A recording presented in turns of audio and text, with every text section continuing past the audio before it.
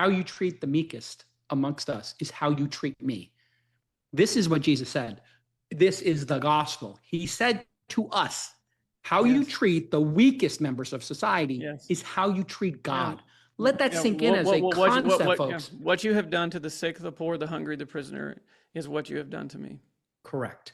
Yeah. And this is, I think, a great North Star for our society here in America.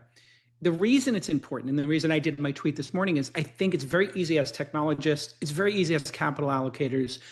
You know, you hit some hits, they run away, and oh my God, Uber, Robinhood, you know, I'm a victim of it myself. But we have to ask ourselves, as society becomes so wealthy, where's the floor?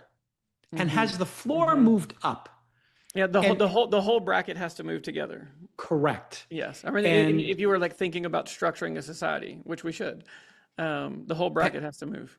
And let me tell you something. When you are lucky enough to be in the top 1%, 0.1%, top 10%, top 20%, wherever you find yourself in life, and in our industry, you very quickly find yourself in the top 10%, 5%, 1%.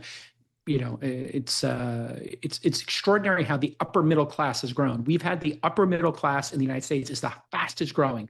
These are people who have net worths of 1 to 5 million, which doesn't seem a lot if you live in New York City or Los Angeles, but it is a heck of a lot of money if you live in Nashville or Austin, right? You're doing really well.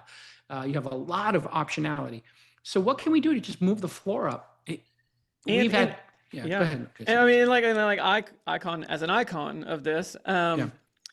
When you start thinking about technology, I don't think it's an accident. Like the very same technology that we're using to like reimagine the way we do social and affordable housing in America is like the very same technology that will also allow us to build the moon base. Somehow, like when you sort of frame these things as like bigger problems of like civilization just needs a better way to build, as opposed to like what's a little widget that could save us a few dollars per square foot or something. Like it actually unlocks like tremendous potential for human flourishing, sort of across the board, both for solving intractable problems, but also for like these like grand challenges that I think like also speak to the human heart and are ennobling in their own way.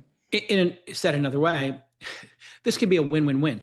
Yes. The investors in these companies and the founders and the team can win. Society can win, right? Yes. And all levels of society can win.